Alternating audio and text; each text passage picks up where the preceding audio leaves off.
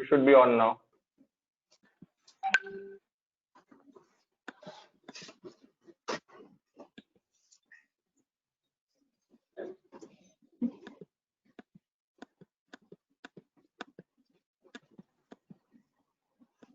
I got a quick poll request, but it's not getting selected. No, the polls are not for the panelists. So Okay.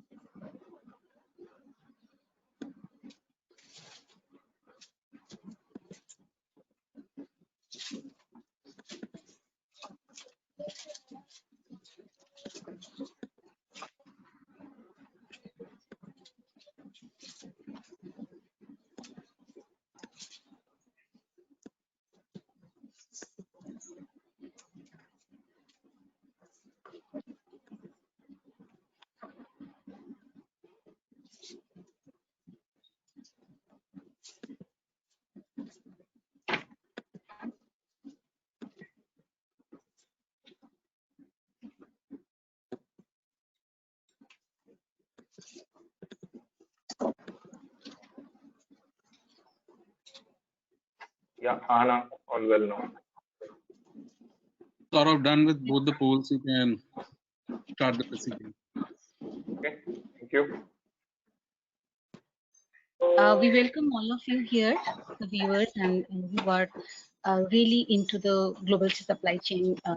What we're discussing today is the resilient supply chain, especially the first theme of the webinar, today's webinar, will be talking about the global supply chain system and the impact of during the crisis time and the opportunities from different market segments.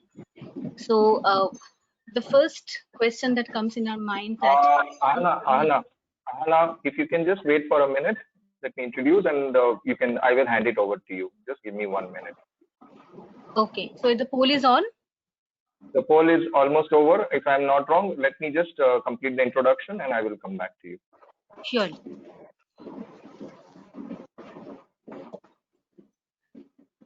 Okay, so we are rolling on.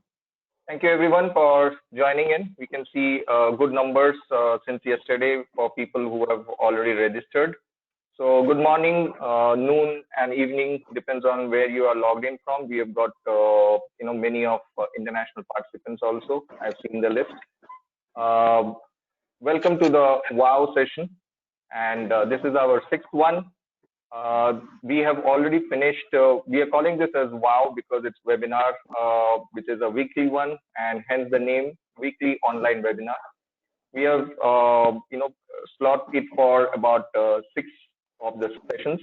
We have finished 5 of them, and today is the 6th one. So as we go in, we are onto the supply chain vertical. It's a huge requirement today. Our lives have been stalled for almost 120 plus days, and let's see how we can bring it back to action with the current developments. So welcome to this webinar, and we are at SkillEarn. The SkillEarn is the platform, an edtech platform, where our belief is learning is important for personal, economic, and social development of the society. SkillEarn deems to be a body of excellence by providing cutting-edge, high-quality global training courses, seminar, and learning experience. We are categorizing our efforts into 6 domains, namely organization resilience, where we do CORM and CORE.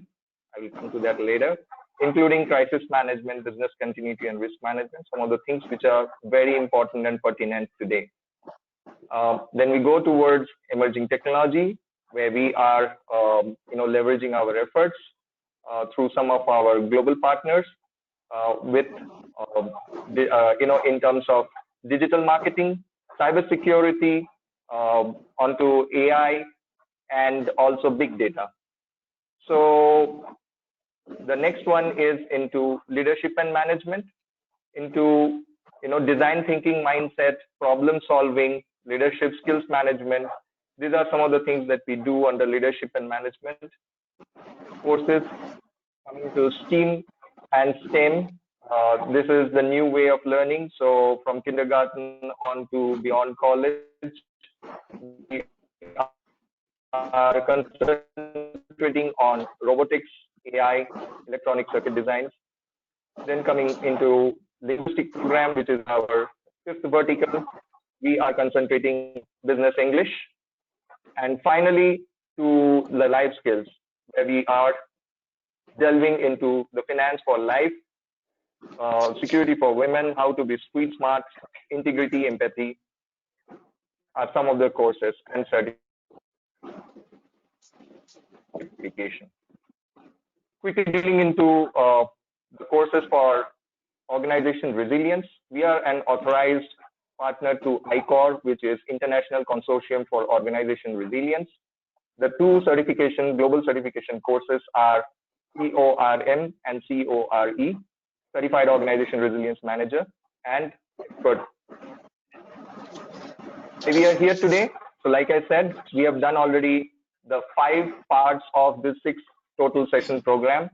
So we started in June 20th, and frankly, I have relished of this weekend staying with some of the great panelists and wonderful participants.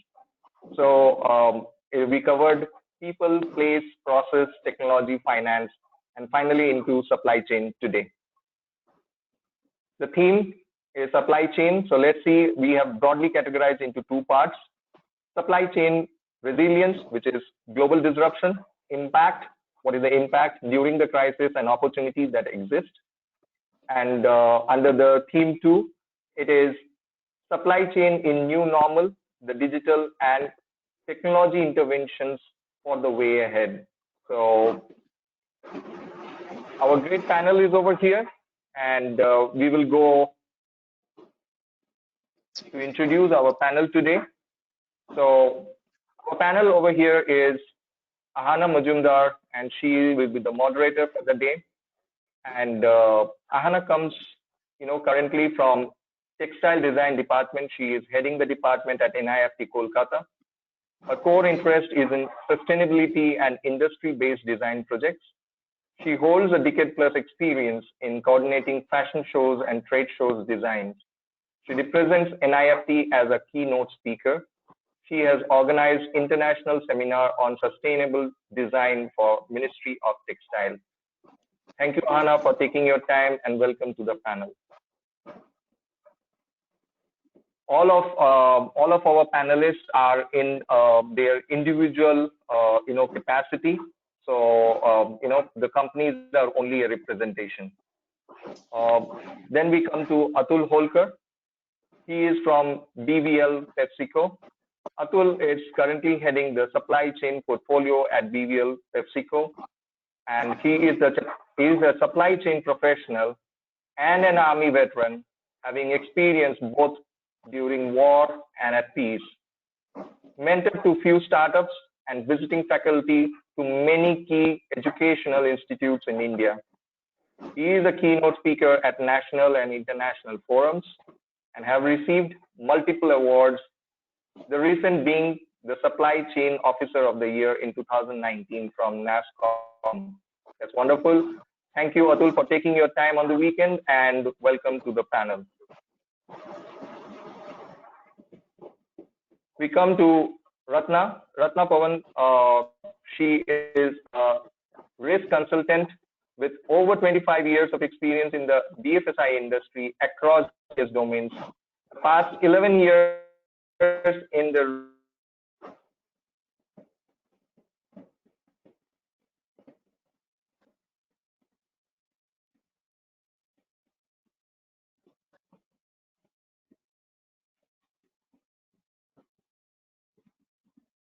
Saurav, you are not audible.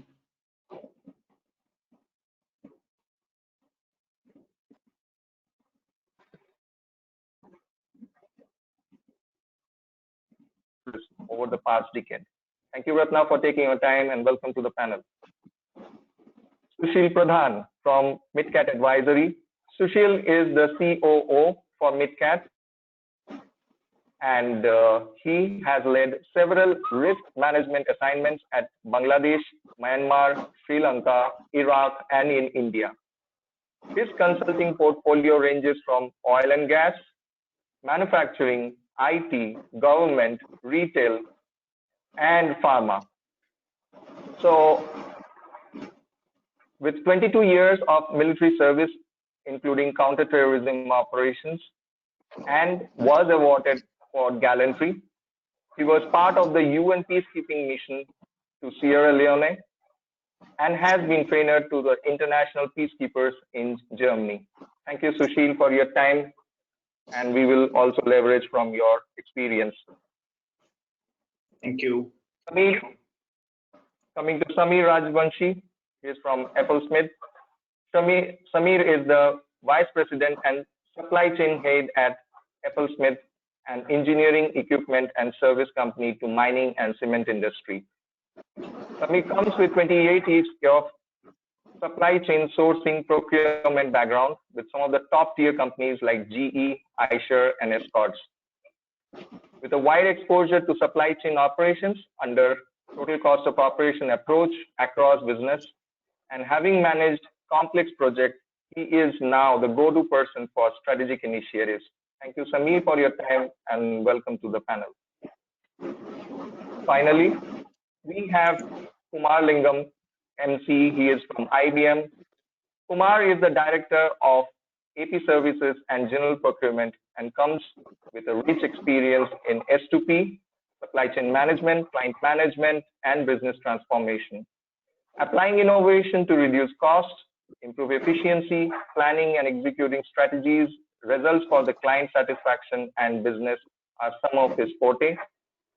Kumar was recognized as the outstanding procurement leader by the India CPO Forum in 2016. So that's our panel. Thank you, Kumar, for being on the show and welcome to this panel. Anna, all yours.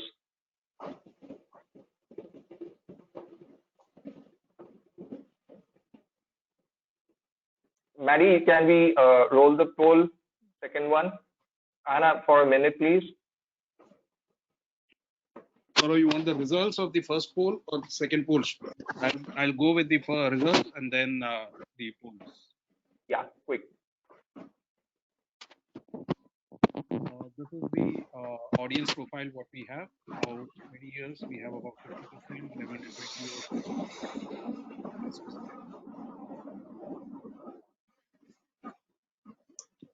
This is about the profile or the functions that we have in the audience today, dominated by the supply chain and procurement, vendor management, followed by human resource, finance, and business operations. The second set of poll going live now. Each will be up for about 30 seconds. Request everybody to please take a poll.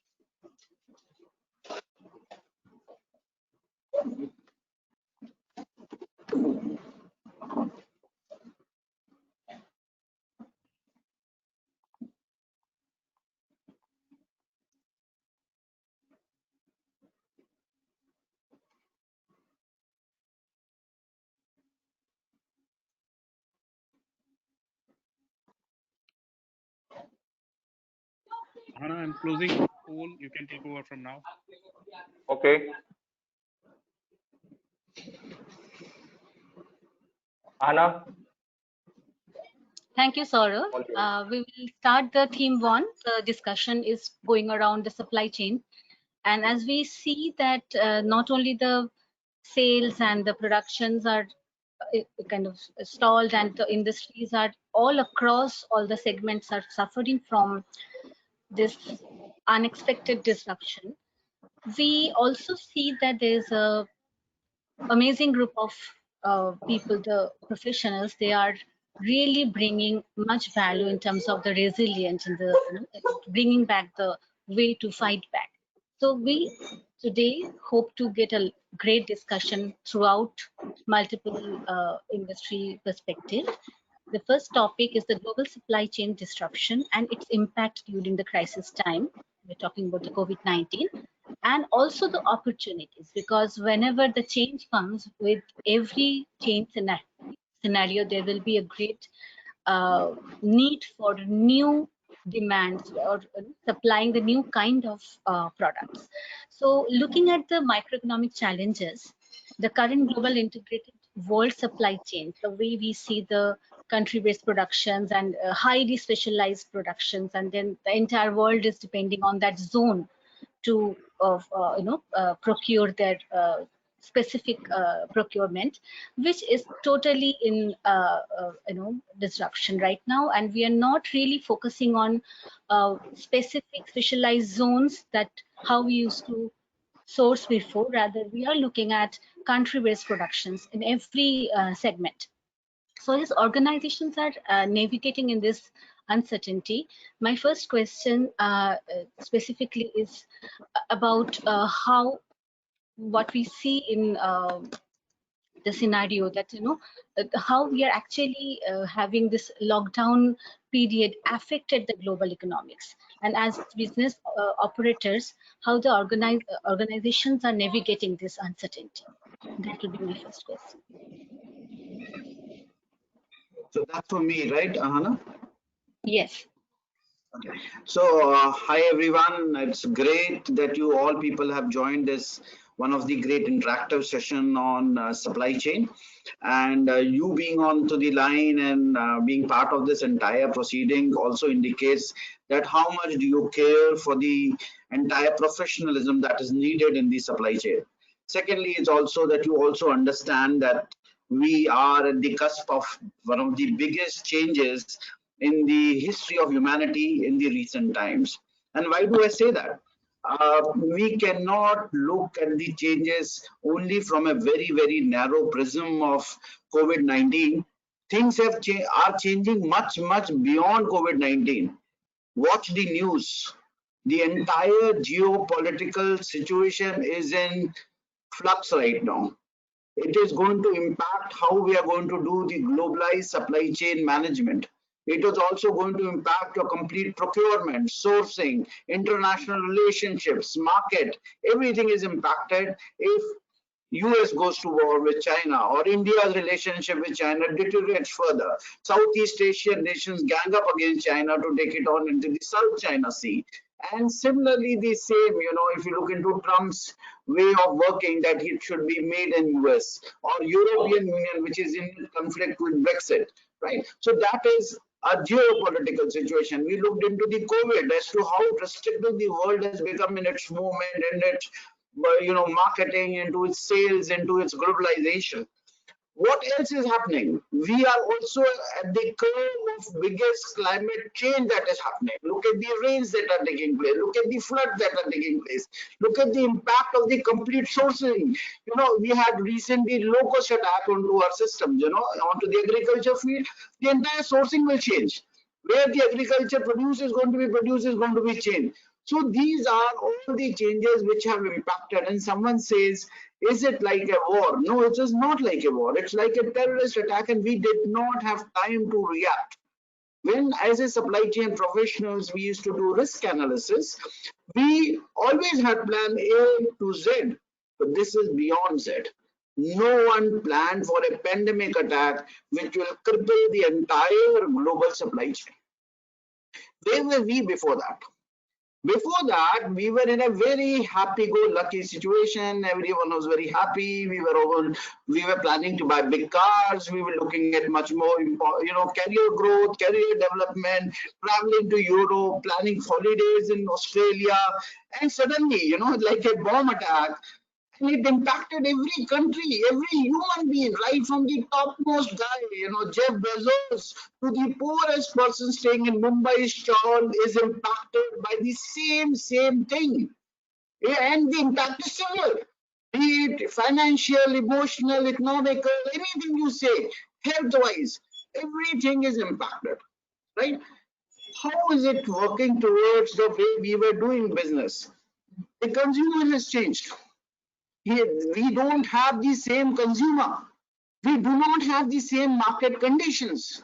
We do not have the same go-to-market strategies. I was talking to a large number of professors from B schools and IITs, including B schools abroad. I said, you need to close down your books now. The entire thing has changed. The paradigm of supply chain in the world has changed. No more the old, principles of supply chains are very effective in this current scenario. What has changed? Besides that, the markets have changed. What channels you are marketing or selling have changed considerably. I work in PepsiCo and we do not have on-premise consumption right now. So wherever people used to go to a restaurant, order to Pepsis, to juices, it doesn't happen. How many juices do you have at home? How many soft drinks will you have at home? Right? So someone has to go out. But another good thing that has happened is like in a natural calamity where your infrastructure goes down, the infrastructure is still intact. So the consumer is intact, the market is intact, the infrastructure is intact. But what is changing? Our behavioral pattern has changed dramatically in last just about 3 months. You can't We ask for totally a agree mass. with you, Atul. Right. I'm really thankful to you that you're putting the perspective right online. We'll move with this to the next questions. That can we quantify the impact of the business supply chain? Like definitely there's a big shock and it's varying across the industries, but then can we quantify the impact on the business, and how can we identify the mitigate risk beyond the direct suppliers, vendors, or the minimal, the minimize disputations? So will this question I'll approach Shushil to answer. Just put some light on this topic, sir. Yeah, thanks, Ahana. Can you hear me well? Yes, we can hear you. So yeah, I think Atul really put a very nice perspective on the customer demand, etc. And rightly so, the coronavirus pandemic is forcing Indian manufacturers to actually re-examine their entire supply chain assumptions. The strategy, which was also, now I'm talking of the supply side, of course, the supply side strategy was that most sense in pre-COVID days, none of these seem to be very smart now. Because whether it's a big manufacturer or a small one, the basic theory of supply chain management in India over the last 3 decades had by and large focused on 2 goals. First objective was to find a supplier who offered the best combination of price, reliability, quality to the original equipment manufacturer, and the equipment or product manufacturer. And the second requirement was to work out the most efficient logistics so that bare minimum raw material inventory could be maintained. Now all of that has suddenly changed. Some of the challenges that were caused by that have been caused by the coronavirus on this supply chain assumption are, one is production closure. So this is not just in India, it's worldwide, because Chinese manufacturers in lockdown areas, they had to close down production. There was a shortage of parts, semi-finished goods, affected India companies all around the world. And the same trickled down to India, whether it was supplies coming in from China. Now you are all aware that three industries that were really impacted or are heavily dependent on Chinese supply were pharma, where they had to get APIs.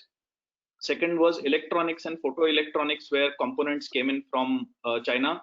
And the third was automobile manufacturing, where a large number of subparts or semi-finished assemblies came in from China.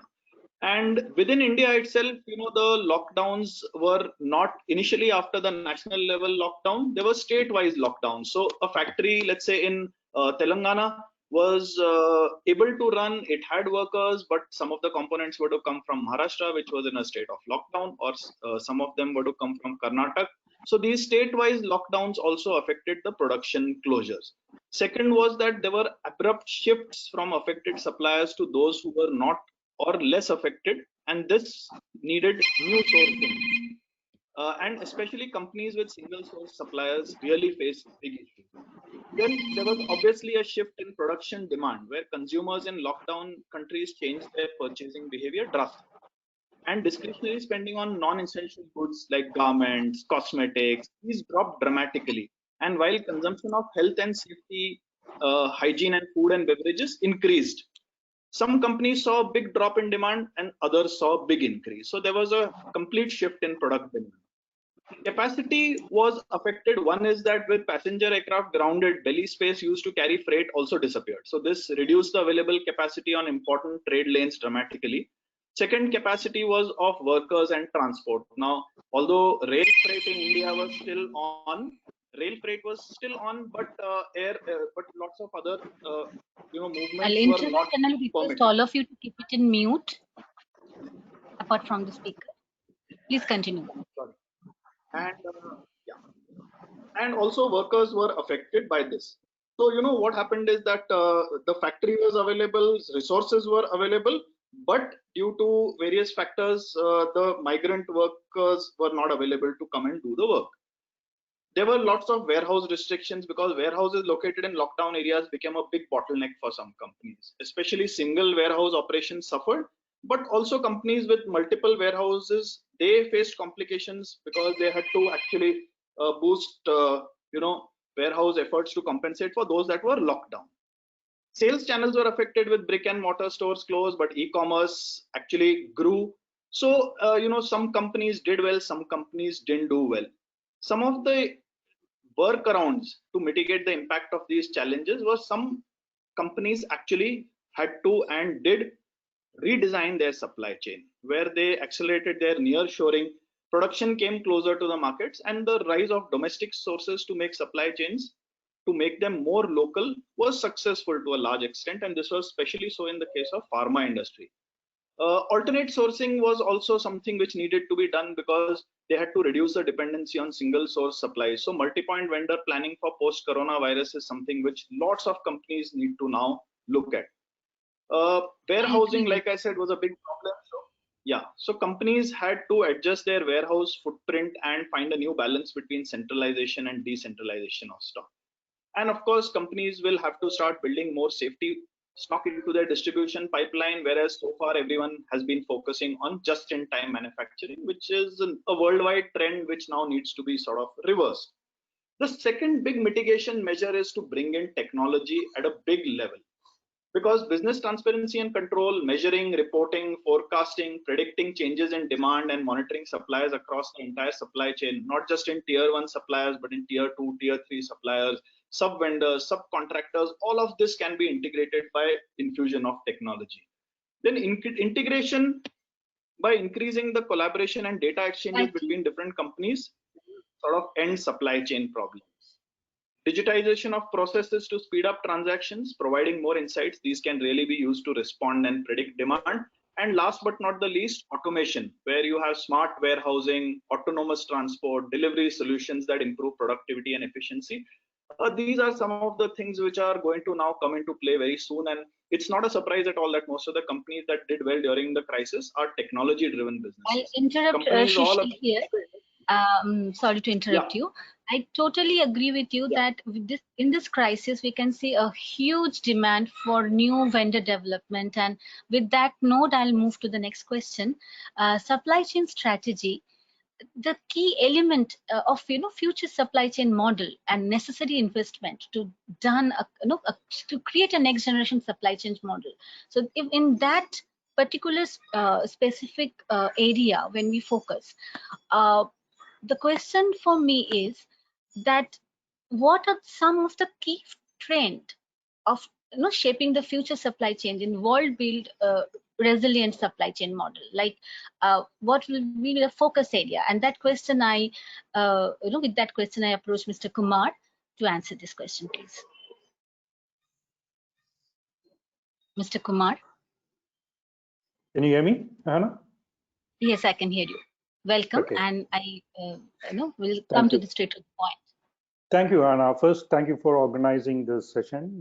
Good perspective and good to hear from my peers in the industry, different industry, on their perspective about the current situation. Before I come to the emerging trends, I just want to spend probably 1 minute explaining where we were and how we are transforming from a supply chain standpoint.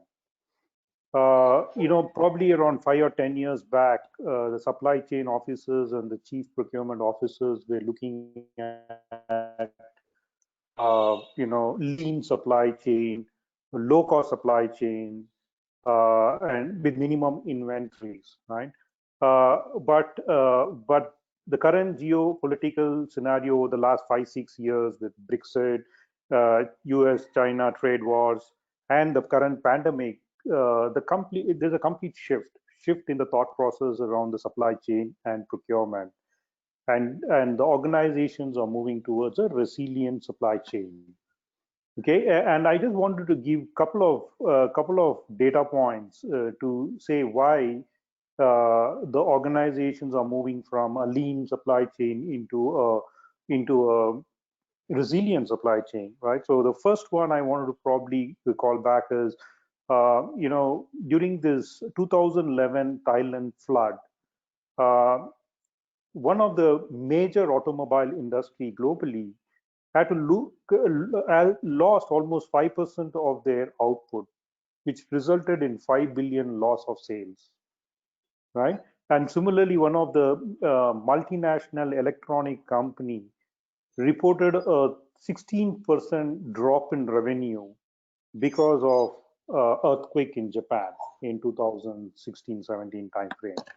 So this actually changed the mindset of some of the supply chain officers, and they are looking at a more resilient supply chain. And when I mean resilient supply chain, basically to see how prepared are we to address crisis and how fast can we bounce back to normal, right? So some of the emerging trends, I'm coming straight to your question, 3 emerging trends. One, how do we make our supply chain flexible, right? And for this to happen, we need to have a deep insight into supply chain right through from tier 1, tier 2, tier 3, right from raw material to the finished stage products. Look at the risk component, look at some of the critical areas where we are dependent on sole source, try and de-risk that into a multi-source. If our suppliers are and our warehouses and the manufacturing plants are co-located in one geography, one market, one country, we need to probably diversify that, right? And bring in other countries and other geographies. And when we induce these new suppliers, new geographies, new countries, they come with their own set of network, therefore making the supply chain much more robust and flexible. Okay, so that's on the flexible network. And the second one, most important thing is technology. Digitalization and digitization of procurement is paramount. It will help the flexible supply chain to become more agile and work with speed, right? It could be in terms of data insights to the senior leaders to take quick informed decisions, having insights into inventory all through the supply chain, so that they can plan their forecast demand accordingly, right? So there are multiple, and then your probably some of the sourcing platforms as well as collaboration tools, both for internal organization as well as for the external. So these are the two. The last one, and this is the most important one, I think, is our people, right? There's more focus on our people, more focus on category skills, more focus on people who have good insights on category, good insights on market trends, good insights on the risk capabilities of the supplier, right? So there is an importance growing across the board to hire right people in procurement. That's number one.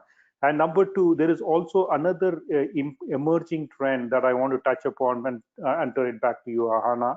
Is I think the time. sorry, just one point.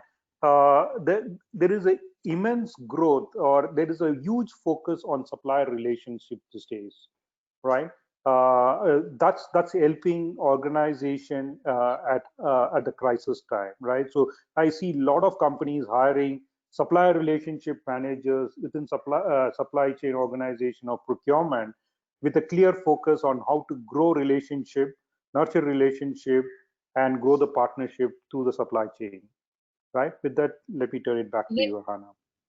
I think thank you so much, Kumar. With that note, we'll move to the focus area that you're talking about. That what are some of the lurking deficiencies in the supply chain management that existing pre-COVID time with the organization, and then got magnified during the COVID period, which got in focus, and the magnitude became very big. That question I will request Ratna to answer and put some light on. Sure, Hannah. You've seen my profile, and I'm from the banking and financial services industry, where traditional supply chain dependencies and risks are not as high as for segments like retail, garments, and so on.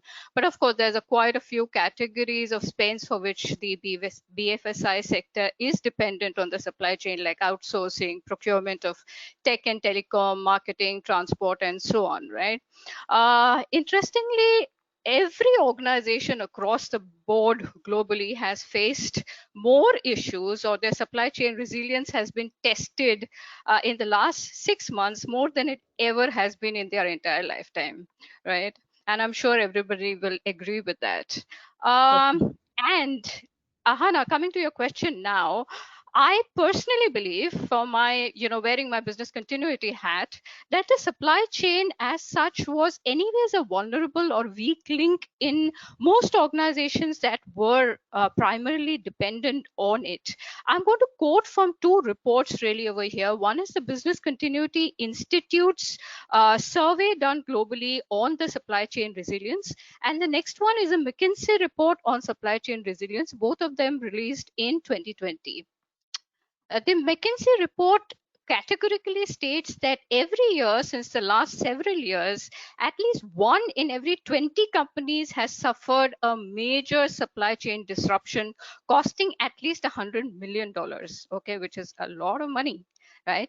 Primarily, and if I were to list down a few vulnerabilities that were already existing and got further exacerbated with the whole unprecedented COVID high impact kind of a shock for the supply chain resilience was, and I quote the first one being, I think most organizations did not have a firm understanding of the vulnerability and exposure of their supply chain structure, that of their suppliers and suppliers. Of course, it is not a very easy thing for most organizations to do, but this was one of the weaknesses. The second one, and I quote the BCR survey here, where half of the organizations, which is 49% of the organizations surveyed, reported that they had a plan in place to sufficiently meet the supply chain issues that they encountered when the COVID hit, which means that a staggering 51% reported that they did not have a plan in place. And secondly, even if they did have a plan in place, they hadn't simulated or scenario tested sufficiently enough prior to COVID for any major supply chain failure, which means when the COVID came, they were all grappling with it like they would have if they would have done a prior simulation.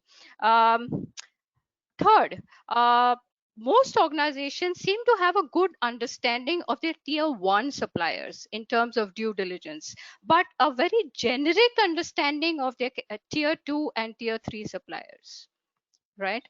The fourth one, as a gap that really emerged, was that the organizations were in regular communication with their critical tier 1 suppliers only. In events like a major risk, these suppliers are actually sources of good information of the risks, threats, issues on ground. And organizations actually lost out on getting these vital pieces of information as such by losing that communication. And I think right now, Kumar, mentioned that organizations are now moving towards having, supply chain relationship managers, because I think organizations realized that this was an area of weakness for them, really. And finally, the last one, Ahana, was the supply chain dependencies on a few locations, like I think Sushil mentioned, which is China. So all of these lurking deficiencies really added on to the woes of the industry. And that's it from me. Thank you so much, Ratna. It was precise and exactly the points that we need to discuss today. I'll come to Samir now. Samir, to sum up this topic, I want your purview on how the lockdown period affected the local and global economics altogether, as well as the business operations, and how organizations are navigating this uncertainty. Samir, over to you. Yeah, thank you, Hannah. So yes, this pandemic, COVID pandemic, did impact us and hit us at different times. Looking at China getting hit in December of last year, and then we had Europe getting hit sometime in Jan to March timeframe, followed by India in March, April timeframe, and it continues. So different regions getting impacted at different times, and then different region opening at different times. Some countries like Australia have had very little impact even today. So each region is getting impacted at different times, and they are opening up at different times. So we have in supply chain this as a big challenge, that when your plants in India were running, your supply base globally was closed. Now, when your plants in India are opening up, your supply base in some other part of the world could be closed. So what is important now in this situation, which I'm sure nobody knows what time it is going to end, we have to have supply chains also as designed for future, which are very flexible. And the supply chain should not be just global, even though from price perspective and from other perspective, they will always be like that. One will have to definitely look at local supply chains, much more closer to customers as well. Now, as things open up, as economies open up, what we'll have to make sure in supply chain is we're able to communicate back to either supplier or to customer, depending upon where you are in the food chain of the whole thing. So a proper and a timely communication of how things are moving in your area, how you plan to overcome those difficulties in your area, in your region, is going to be very key. The second one is going to be flexibility, and flexibility is not just of where a supply chain is, but I'm referring to a flexibility of getting your manpower to stay in your factory, run the operations, even if there is a lockdown around. So I have seen a lot of organizations in India even, and that goes for some countries in Europe, where even though you had local regulations, local lockdowns, the companies were able to take approvals, get people to stay in their factories, in their work premises, and run business so that they are able to meet their customer demands or their supply demands. The third one, I believe, is going to be the key is going to be on top of getting local approvals. So getting a local approval is difficult in India, and one as might think, it's difficult sometimes in Europe as well, even in the US as well, to get these approvals to run your businesses. So being on top of these local regulatory requirements, able to take approvals, is going to be key as to how you resume, how you restart your operations and serve your global customers. This is my take on this. Thank you so much. On that note, I'll ask Saurav, is it a time to poll, or can we take a quick last question on this part? You want to take a last question, or should we take a poll? I think we are done with the theme one, right? We want one more question to be answered by Mr. Atul, if the time permits, if you allow. Okay, right, if you can. So we'll go to the quick last question to Mr. Atul. How business operators are resuming, globally, with a look at the local economic situation, because it's different country-wise. So just give a small backup for the first half of our discussion, where we can see how we are actually bouncing back. Mr. Atul.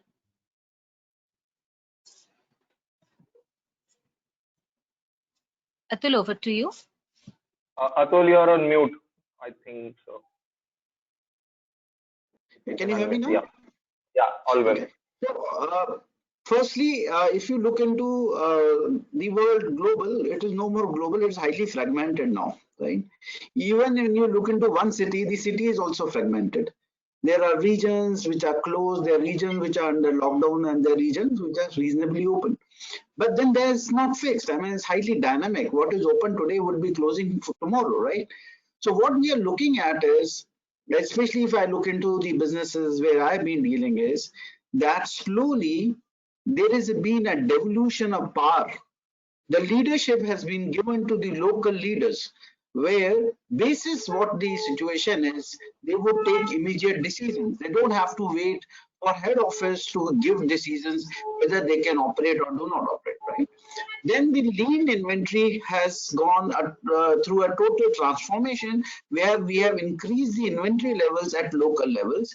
In place of risk pooling, we have devolved and shed the inventory to local warehouses because we are not very sure at what stage this entire disruption is going to re-again or come back again into a particular region. However, people are also understanding there are certain areas or certain channels which are non-functional now. So if you look into the hospitality industry, that complete channel has more or less collapsed, right?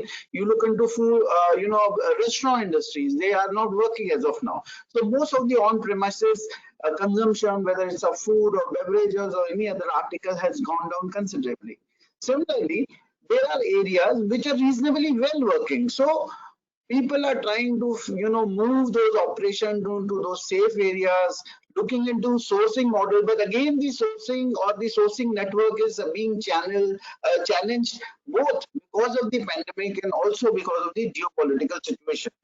So it has been, the powers have been given to the local leaders and also to the purchase and procurement managers, where they have to keep looking at new sourcing, vendors, locations, and the entire channel itself.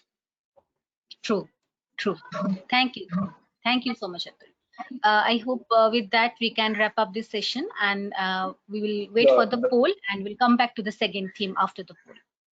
Yeah. So over to you, Saurabh. I'll start with the previous 4 questions results, and then we'll move on to the next questions. By when do you think the business will return to normalcy? This was the question, and quite a few people believe, about 40%, as Q1 of 2021. About 31% believe to be end of this year.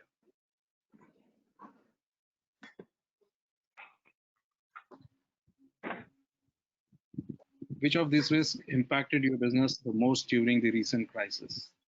There is a tie between macroeconomic issues and shrinking demand, followed by the second tie, financial credit risk and geopolitical issues.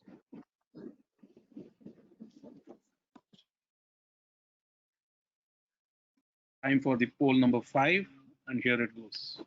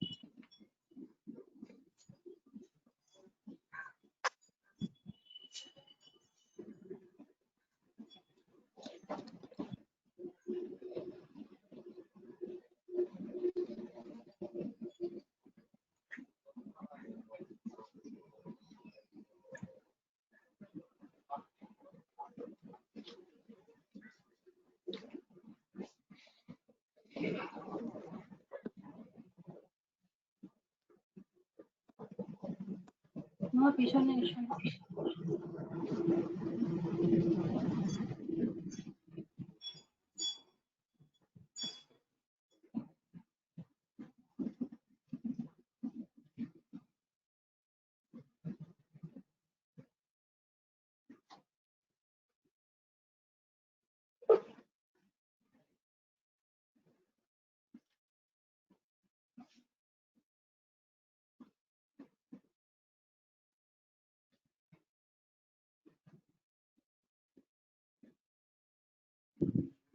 Saurav, I'm closing this poll. You can take over from here.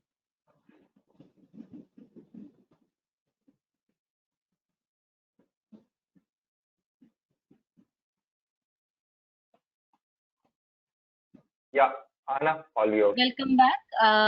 I think the polls are over and we'll move to the second topic for today. So the second theme that we have for discussion is about the supply chain in the new norm. Is digital and technological intervention way ahead will be the only way to deal with it? So my first question goes to Mr. Kumar. Is going digital the only answer to the new undisrupted world supply chain, or what may be the upside and deficiencies of the state? We are looking at more countrywide production now. So looking at that, if you can pour some light on this topic. Oh, sure. Thank you, Hannah. Kumar? Well said. For resilient, can you hear me? Can you hear me?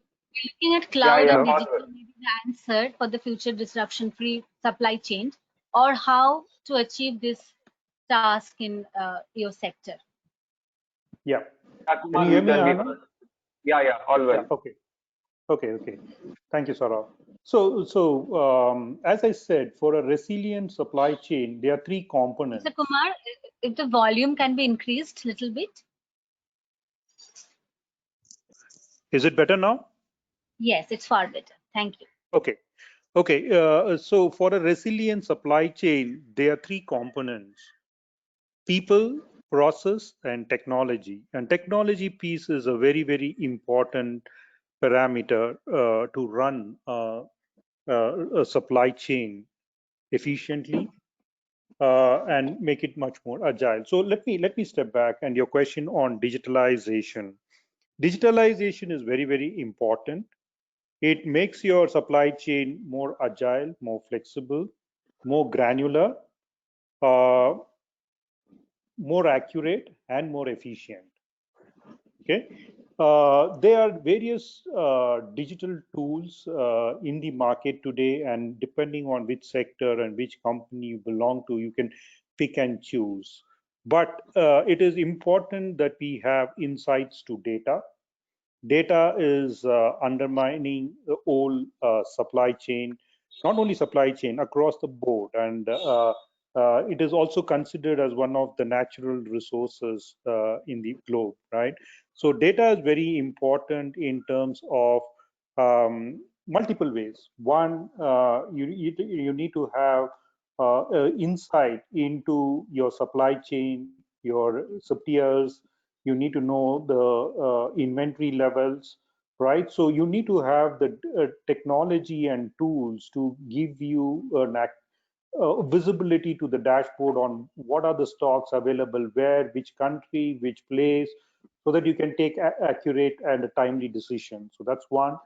For the sourcing teams, there are tools available in the marketplace where we get the pricing of a particular commodity prevailing in the marketplace, demand, supply, what is your internal requirements, and based on that you can decide, and what are the weather conditions, right? Those are also available in some of the cognitive tools that help take decision as a procurement professional. You have chatbots, you have collaboration tools, which makes you act fast and agile, right? And you also have blockchain, which will provide you a transparency of the entire supply chain, right? So depending on what is required, it is important for a procurement and a supply chain organization to embrace digital tools, to embrace the digital transformation. If not, the organization will definitely be left non-competitive, right?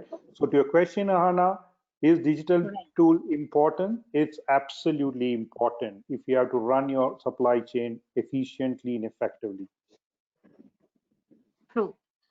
With that note, I would like to get some idea from Mr. Sushil about how to this whole idea of improving the with adversity. Adversity gives us great chance to look at the loopholes where we are weak. So how do we take this opportunity of improving with adversity and anti-fragility in supply chain domain? Mr. Sushil, please. Thank you, Ahana. So all these days, and now people are talking about resilient supply chains, robust supply chains. So just wanted to quickly throw some light on a new concept which is being embraced globally in India also, called anti-fragility. So basically it's defined as a property of systems that makes it thrive as a result of stressors or shocks or volatility or mistakes or faults. And it's a concept which was developed by Professor Nassim Taleb in his book. So it's fundamentally different from the concept of resiliency. Resiliency means the ability to recover from failure, and robustness means the ability to resist failure. So anti-fragility goes beyond these two concepts of resilience and robustness, and anti-fragile actually makes the supply chain better. And the reasons, so there are many reasons why businesses are struggling with the fallout of COVID. We've already discussed so many of them, and basically they make supply chains fragile. So reduced inventory levels because of just-in-time manufacturing or rigid supply chains. Atul talked about how to make supply chains more flexible. Also, a lot of supply chain management is manual, and that's a huge and complex process. And also lack of supply chain transparency, because businesses usually don't know what's happening beyond the first tier or the second tier. So they don't know where the threats to production capacity are going to come in from. And also we have this system all over the world, not just in India, where you have consolidated centers of production, that you have specialist production zones, whether they are cities or countries. They specialize in a few key products, and this is more so like in garment industry, etc., where there's a lot of decentralization of production. And at the same time, this is beneficial when it is good, but it can really cause issues when there is disruption. So how can anti-fragile supply chains come in? So one solution is to bring in technology, because anti-fragile supply chains aren't just strong, they are really malleable and flexible to ensure that they continue thriving whatever the disruption. And this is where businesses really need to go digital, as some of the other people have also been saying in the panel, that it sounds very elementary to say this in 2020, but the fact is that paper and manual processes are what is powering most supply chain. And you can't have an anti-fragile supply chain when buyers and suppliers are not digitally connected. Making this digital connection is the basic foundational element for building an anti-fragile supply chain. Once this happens, all the parties can benefit from this increased access to data. It will illuminate what's happening across the entire supply chain rather than lack of transparency. Decision makers can actually spot single points of failure, make improved choices, how to manage any disruption, and the enhanced ability to collaborate with sellers, other parties in the supply chain ecosystems, means that these decisions can actually be implemented quicker, because immediately you're red flagging points of failure and trying to work around them before they have actually emerged and which have actually become critical. For example, take AI. So it can analyze data from an array of public and proprietary sources, learn from previous points of disruption, and suggest what the supply chain leaders can do to meet the oncoming challenges. Here is an example of predictive anti-fragility. At the next level, it can actually automatically pivot to alternative suppliers when it notices that the business's regular suppliers are likely to face some disruption because of whatever reasons. So this is what it really means, from reactive supply chain management to proactive supply chain management. And that's what is going to turn truly the supply chain into a competitive advantages for the businesses. So I'll leave you with that thought, how to make businesses anti-fragile. True, it's much more positive approach, and it's about opening up to the new scenario rather than being shying away from the new changes. We'll move to the point of managing inventory. And what we see around that how to do it right as a win-win for suppliers and customers, especially the techniques that will improve overall supply chain performance and benefiting both suppliers and the customers.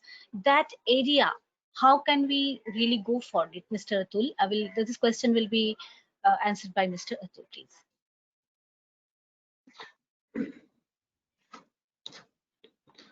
So if you look into the current scenario, and in this question, in context of this question, there are three partners.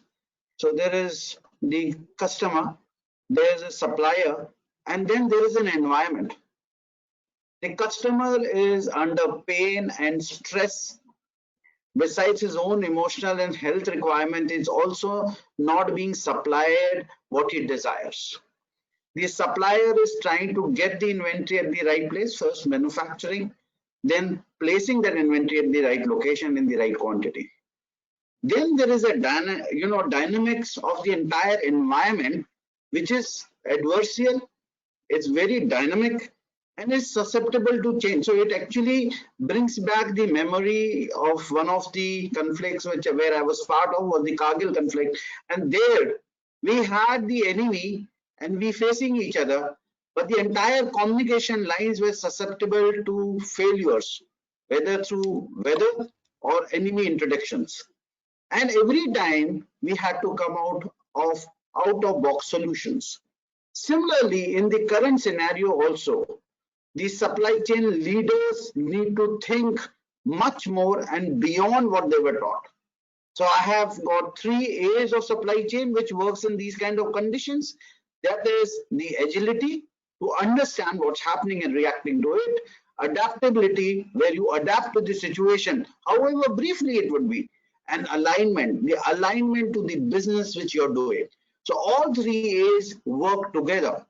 And if you look into the hard skills, the technology is key, definitely key, but the soft skills of the leadership also needs to come to fore. No more, you need to be guided at every stage. So the local leadership is key to success in our current business environment. You have to be very decisive, and for that matter, the head office has to empower the local leadership to take that immediate decisions. If you get a lockdown or coverage being over for 2 hours, the local leaders need not look at the head office for an answer as to what he needs to do. The supply chain needs to be highly visible at every level. So technology can again give out a lot of solution to make it visible. It needs to be highly transparent, where it is visible to every stakeholder and you understand what is happening on ground. Besides that, you need to have a lot of good communication. Communication, whether to telephone, to WhatsApp, to chatbots or chat groups or mail, is key. You need to talk to every person 2 steps down the chain, because that is what is key to any successful supply chain. The decision has to be taken immediately and then at that stage. Lastly, the most important person or the element of the entire business is the consumer.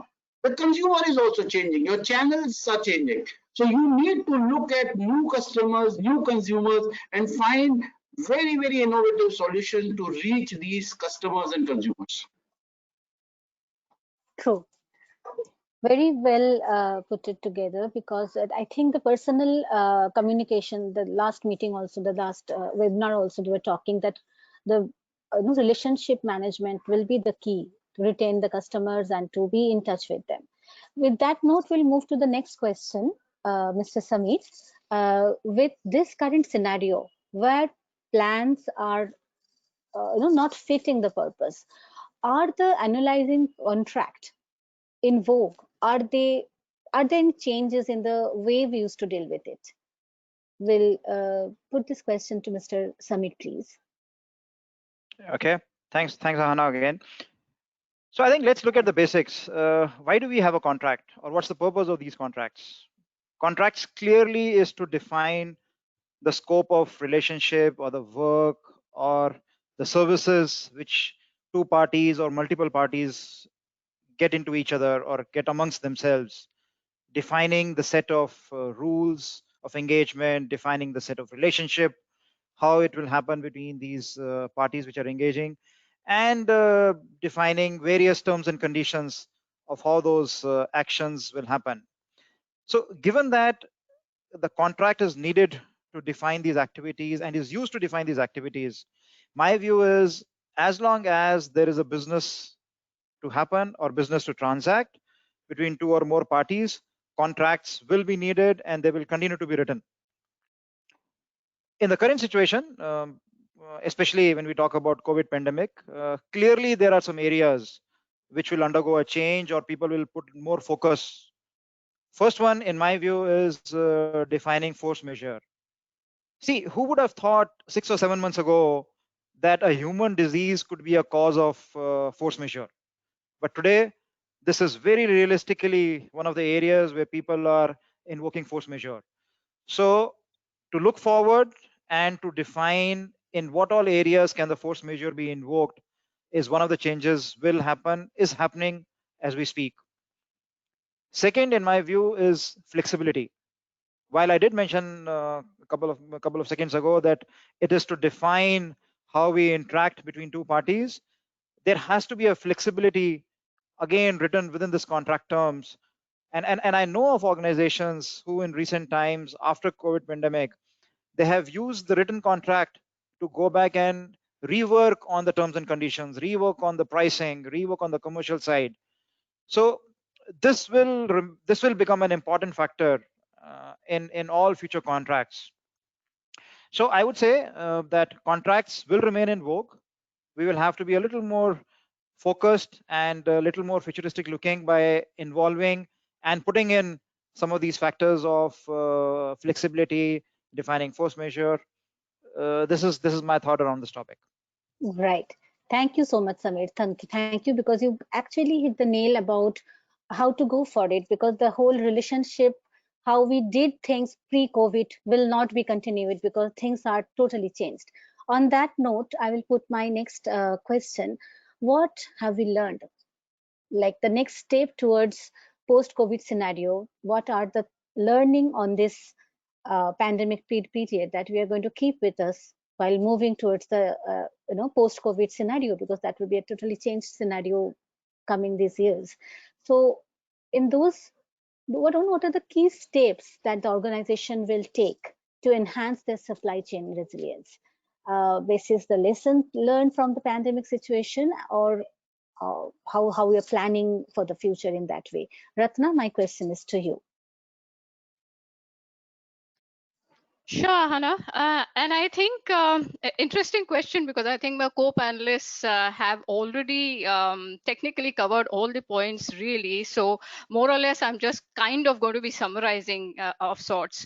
But here it is. I think in the post-COVID world, of course, a lot of things will change. And, like I have been saying in a lot of my talks, that there will be two clear worlds post this, right? There'll be one pre-COVID and there'll be one post-COVID. As far as the supply chain resilience is concerned, what the changes that we will see are, and here's the list. One is, like I think Kumar mentioned, moving from lean to resilient, to which Sushil built to say an anti-fragile supply chain. That's definitely the move forward.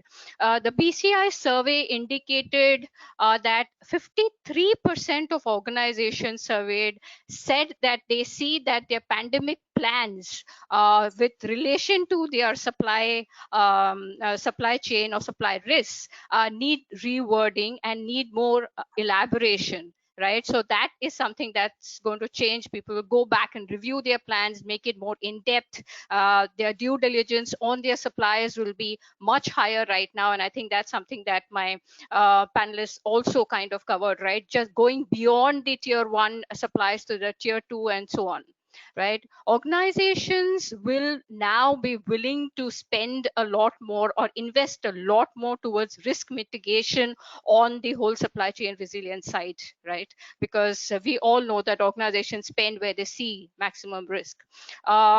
the plans will be simulated for a longer term outage. Most of the plans and none of the organizations were prepared for such a long term, right? This is like we said, 120 days and counting. We as organizations will not be happy anymore for suppliers to just confirm that they have a business continuity plan which they have written and they have rehearsed. I think organizations will start auditing these supplier BCM plans a lot more and will want to be engaged in the rehearsals of at least the key vendors and key suppliers. I think a lot has been said about the deployment of technology or the digital connection, so I'm not going to repeat that, but that obviously is the way forward for the supply chain management and strategy, mapping, due diligence, demand forecasting, blockchain deployment, so on and so forth, right? The BCI survey actually mentioned that only 57% of organizations have some form of their own internal systems and spreadsheets for supply chain mapping, which means that there's a huge scope for technology deployment there. Also, 57% of participants at the BCI survey mentioned that they will look at diversifying their supplier base, right? Which again, we spoke of. The next one is local sourcing and reshoring. 2/3 of organizations mentioned that they would look at reshoring. A lot of nationalism, looking at quick mitigants to the global disruptions and so on. So reshoring is definitely on the cards. Larger organizations will obviously engage in more stockpiling, a shift from just in time. Again, I think Sushil mentioned this. Third-party logistics companies, will I think see an upward trend because that will negate the need for organizations to employ a large number of warehousing staff on their own payrolls. So a lot of shifts and changes will come. Survival of organizations from such future events will depend on how agile they are and how nimble they are and how many changes they bring forth. I really liked Atul's 3 A's to say that all organizations I think will now need to adopt those 3 A's in terms of being agile, adapt, and align. So that's it from me. I think Ratna, you have packed up the whole station with key points, and it's wonderfully summarized in capsule. So with that note, we'll move to Saurav for the last poll of the day, or the third poll of the day. Yeah. So Mary, you can run till question 10, and then we go for the. Sure. I'll quickly share the previous results and then run through that. Will this COVID crisis lead to end of a globalization and return to national? The answer seems to be about 59% saying yes.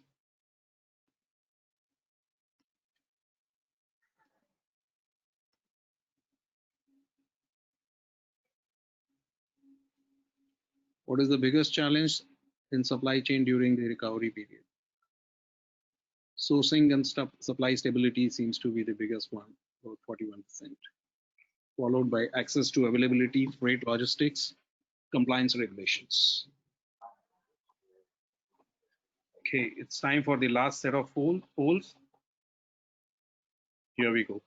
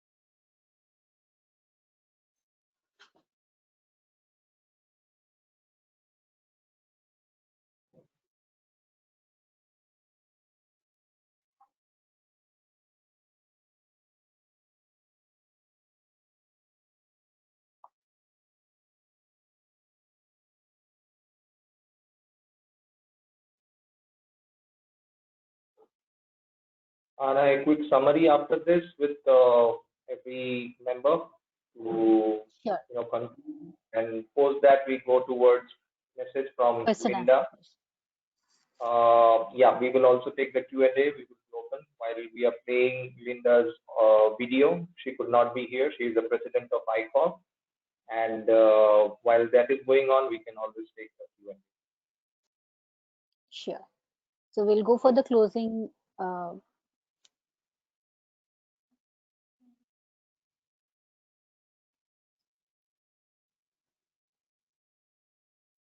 Yeah, I think we can proceed towards after this.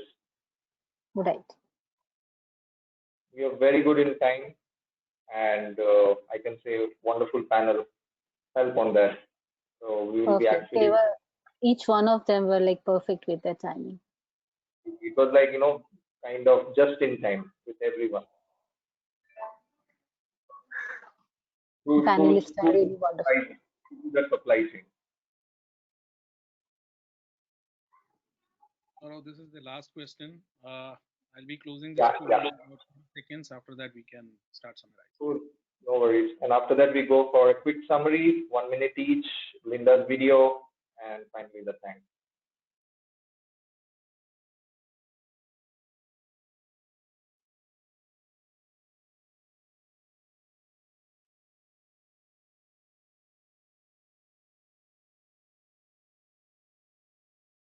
Sort of all yours now. Okay, Anna. Did we lose her? Yeah, it seems like. Okay, so she's back. Anna? Yes, can you hear me? Now we can.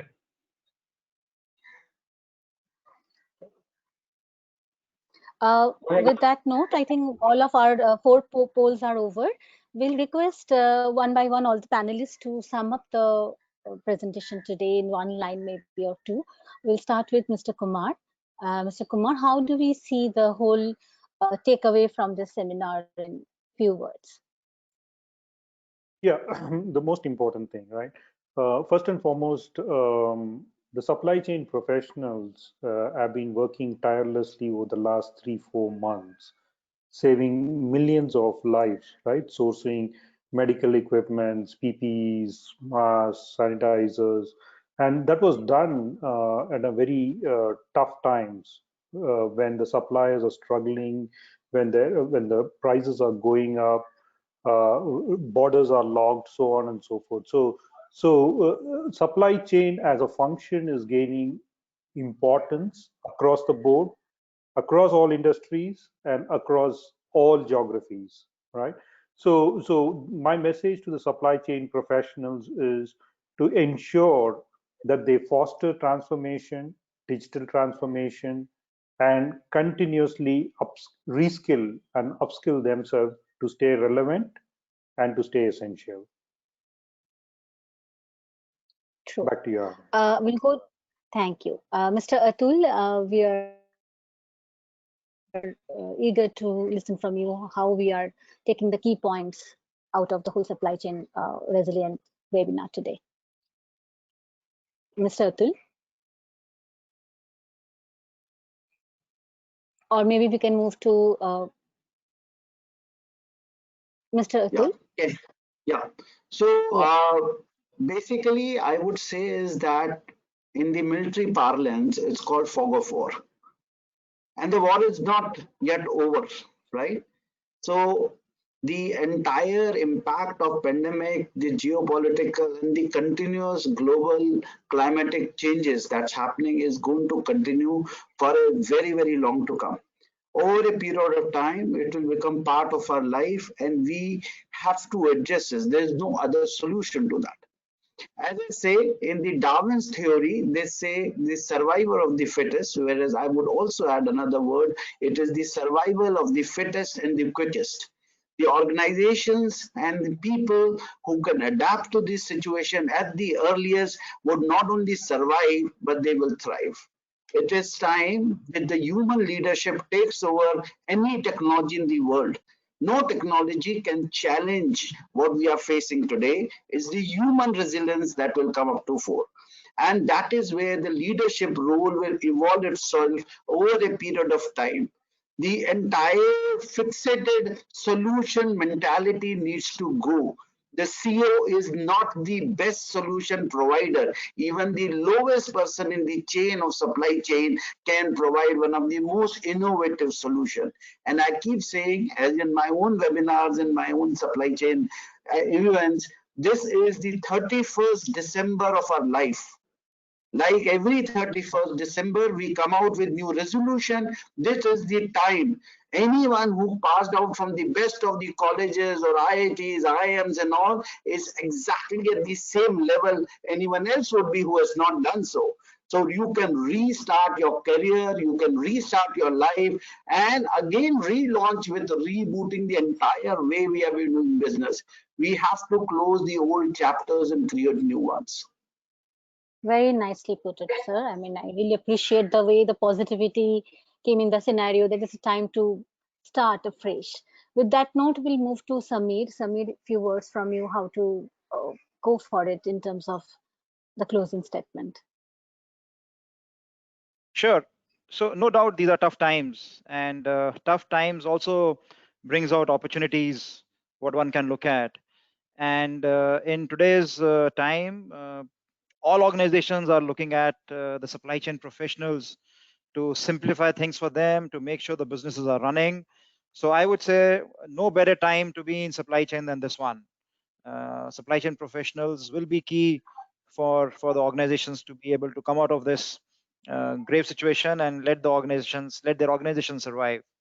So and there are a lot of things to be done here in the supply chain organization and supply chain field. So that's what it is that I would say. True. I'll move to Ratna. Ratna, your key points, though you summed up very nicely, but then to take away from the seminar, what will be your key points? Okay, so I'm a resilience professional primarily. So I'm just going to end with this one statement to say that vulnerabilities will continue to exist in any interconnected systems in the environment. Global shocks will continue to be extremely unpredictable, will be increasingly impactful. So as organizations and human beings, the only thing that we can do is to be prepared. We cannot prevent, but we can be prepared. We can be more agile, we can be nimble, we can reskill, all of the right things that the other co-members, co-panelists spoke about. The only key right now is to be prepared for the unpredictable. That's it. Thank you. Thank you so much. Thank you, everyone. With that note, am I done with everyone? Saurav, it's over to you for the speech by Linda. Yeah, so I think we missed out Sushil. Would you like to ask Sushil about? Sorry, surely. I'm so sorry, Sushil. I totally missed out by mistake. Please share your views on how we can wrap up the whole takeaways from the seminar. Yeah, thanks, Ahana. So we consult for many companies which are facing supply chain issues. I would sum up by saying that you can only survive in uncertain environments by having lots and lots of information. This can really be facilitated today by digitization and interconnectedness, and this is the only step where we need to move from resilient and robustness to creating anti-fragile supply chains which can not just withstand shocks but learn from coming shocks, be more predictive, and move ahead of the competition. Thank you so much, Sushil. Saurav, it's over to you for the presentation, please. Yeah, thank you. So Linda Nelson, she is the president for ICOR. She could not be over here due to the timing, global timings. She is based out of US and she has a message. Let's hear that out. Thank you for the opportunity to share a little bit about ICOR, the International Consortium for Organizational Resilience, where we are all about embedding the culture and systems of organizational resilience into every organization. My name is Linda Nelson, and I am the founder and president of ICOR. ICOR is the global leader in organizational resilience. We educate, we credential, and we lead. And you can find more about us on buildresilience.org. ICOR's purpose is to empower individuals with the knowledge necessary to increase the resilience of their organizations and communities. We also want to be the global source for education and credentialing in organizational resilience. And finally, provide a forum in which professionals can interact and contribute to resilience of their organizations and communities. We do this work through our training partners. SkillEarn is ICOR's training partner in India and the surrounding region, and we really depend on our partners to deliver our education programs. As the global leader in thought leadership for organizational resilience, ICOR utilizes several roads to resilience to communicate different strategies and ways to manage risk and to increase your organization's resilience. One of these is through our iCorrespondence newsletter, which is a blog, and it comes out monthly or sometimes more often. We also have just started launching some podcasts, and we have a couple of podcasts that take an in-depth look and look at doing some interviews on different topics in organizational resilience. And finally, we have webinars. Our webinars are hosted monthly, and in addition, SkillEarn is now offering an organizational resilience webinar series with ICOR as its knowledge partner. As the global leader in resilience frameworks and models, we have a community resilience framework. This framework is focused on the community. We also have the organizational resilience model and the organizational resilience framework. The two of these are really focused on increasing the resilience of the organization. And finally, we have the organizational resilience competency model, and this is focused on the individual. ICOR has launched in early 2020 an organizational resilience capability assessment. This assessment allows you to measure your individual capabilities with organizational resilience as well as the behaviors that you exhibit. You can see a little bit here of the different strategies and dimensions that are covered in our organizational resilience capability assessment.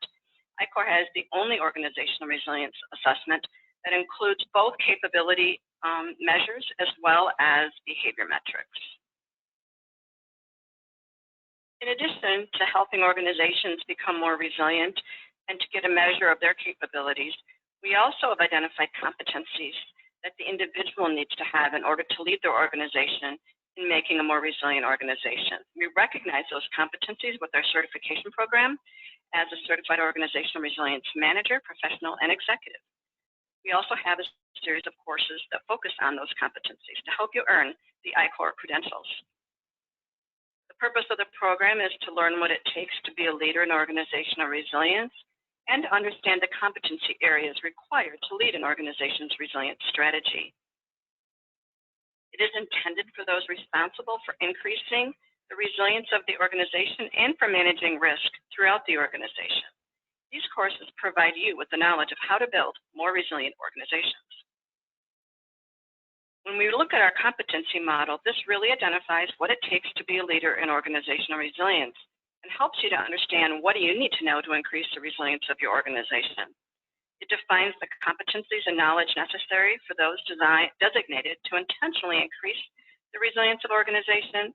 It supports organizational resilience practitioners in their career and professional development and helps organizations build approaches to identify and cultivate high-quality organizational resilience leaders, individual contributors, and teams.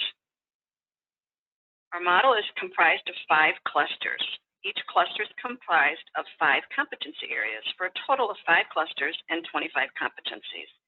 And those range from organizational behavior, organizational infrastructure, preparedness and managing risk, technology infrastructure, and continual improvement. Depending on how many competencies you complete, helps you to earn the manager, the professional, and the executive level of certification. If you would like to learn more, you can visit both the ICOR and the SkillEarn websites. You can contact us each by phone or by email.